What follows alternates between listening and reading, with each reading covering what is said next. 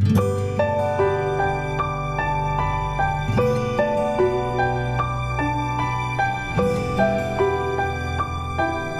all, welcome to another lecture of Engineering Thermodynamics.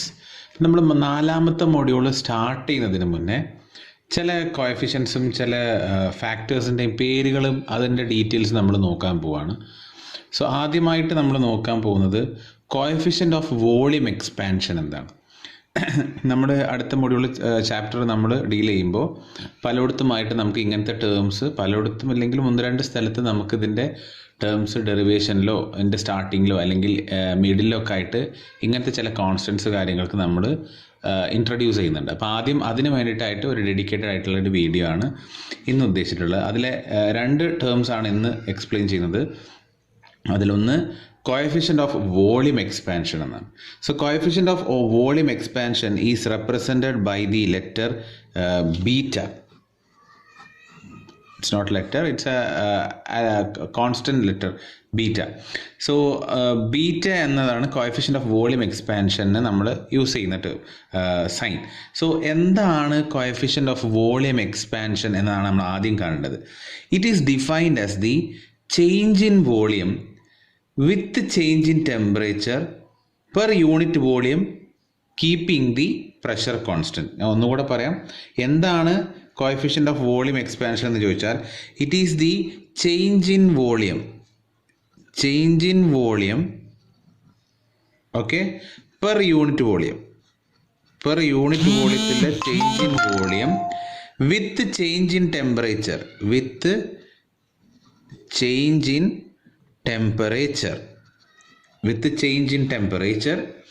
keeping pressure constant.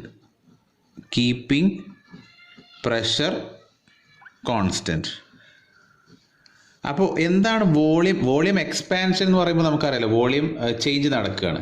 അപ്പോൾ എന്താണ് coefficient of volume expansion എന്ന് ചോദിച്ചാൽ it is the change in volume with change in temperature per unit volume keeping the pressure constant. അതായത് pressure constant ആക്കിയിട്ട് ഞാൻ keep ചെയ്യുമ്പോൾ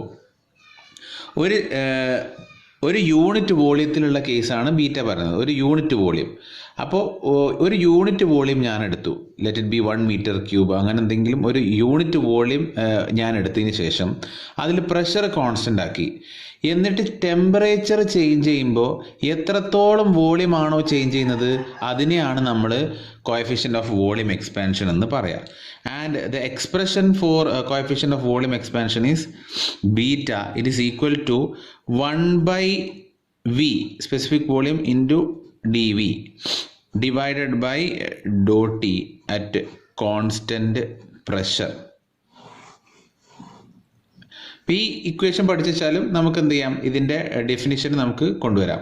change in volume with change in temperature per unit volume for keeping pressure constant എന്നതാണ് എന്ത് ചെയ്യുന്നത് coefficient of volume expansion എന്ന് പറയുന്നത്. ഇനി നമ്മളിതൊരു നമുക്ക് ഇപ്പോൾ it is do V by Dr t. So ഞാനൊരു വോളിയം ടെമ്പറേച്ചർ ഗ്രാഫ് എടുത്തു കഴിഞ്ഞാൽ വോളിയം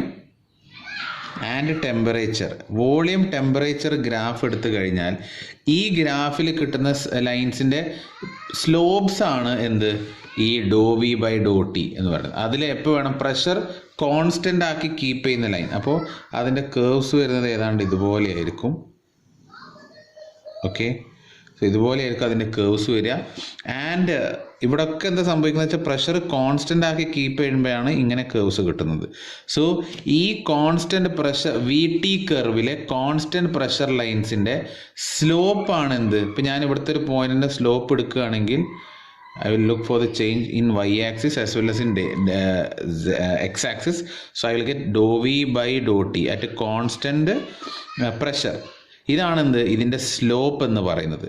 അപ്പോൾ ഈ സ്ലോപ്പാണ് ഈ കാണുന്നത്. അപ്പോൾ ഈ slope divided by the volume will give you the coefficient of volume expansion. ഇനി നമുക്ക് നോക്കാവുന്നത് ഇപ്പോൾ do V by Dr t എന്ന് നമ്മൾ പറഞ്ഞല്ലോ.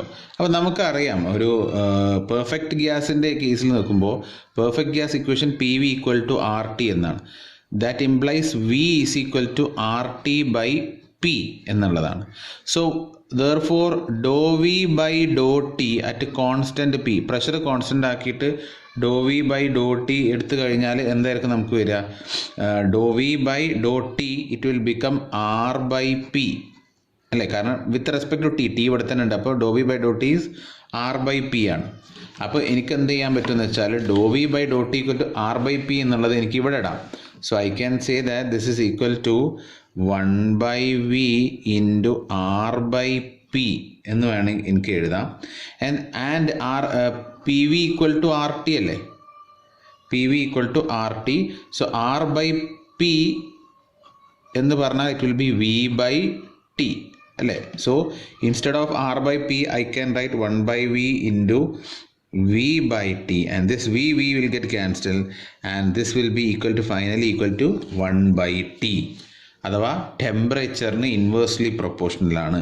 So I can finally write down that beta which is coefficient of volume expansion എന്ന് പറയുന്നത് it is 1 by v dou v by dou t at constant pressure, and it is also equal to, for a perfect gas it is equal to 1 by t എന്ന് വേണമെങ്കിലും എന്ത് ചെയ്യാം എനിക്ക് പറയാം. Which means that volume expansivity of a perfect gas is a function of temperature only, okay, and it varies inversely with the absolute temperature, and it is independent of pressure as well as say volume.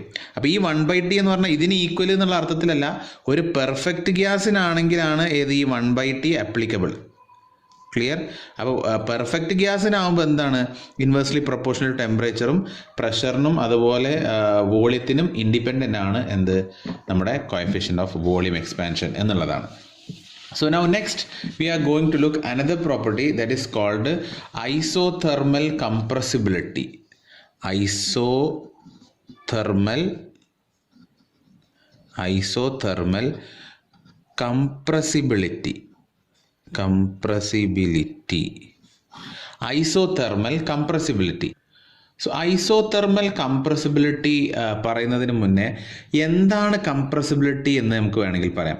Compressibility എന്ന് പറഞ്ഞാൽ it is a relative volume change of a fluid to a response of the pressure change. അതായത് പ്രഷറിൽ change വരുമ്പോൾ compressibility എന്ന് കാണിക്കുന്നത് compressibility എന്നുള്ളത് ആദ്യം പറയാം. Compressibility it represented by alpha.